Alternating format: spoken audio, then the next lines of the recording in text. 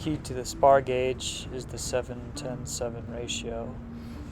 I've already mapped out where my dowels are going to go here, and since our mast is only 3 inches in diameter, we're going to go ahead and make a 3-inch wide spar gauge.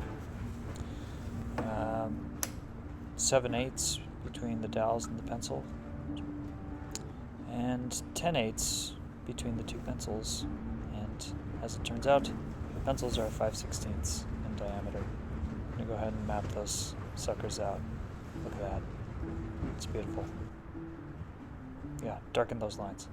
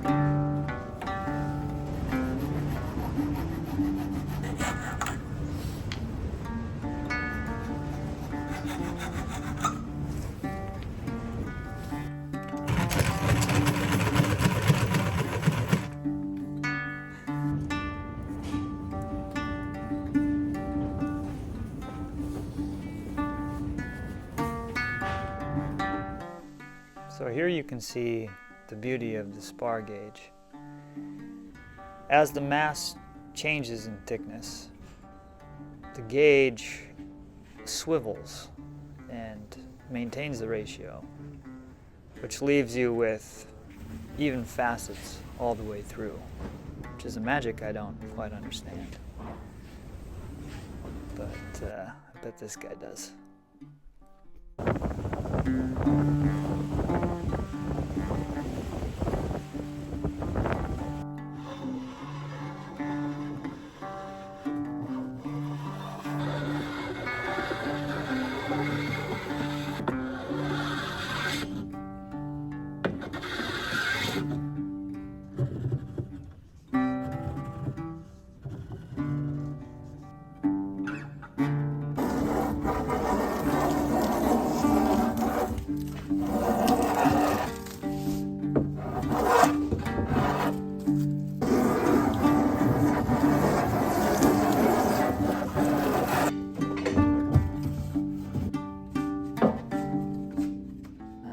got it pretty well 8-sided. We're going to get into some 16-sided.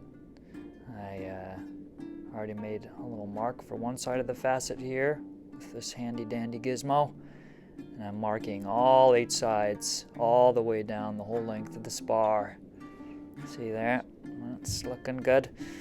Now we're going to just mark this whole thing out and connect the dots with our bench plane.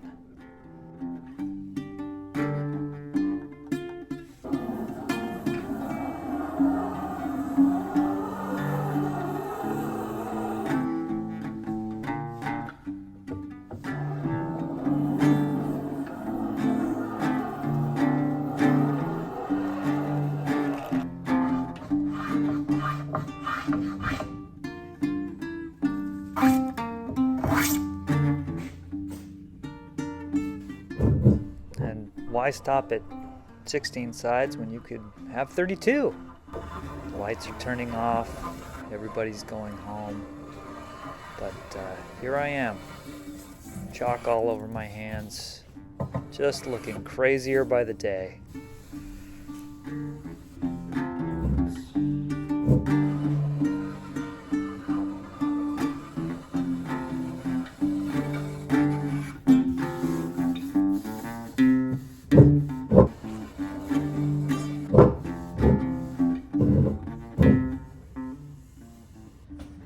Well, I think that's all I'm going to do for now.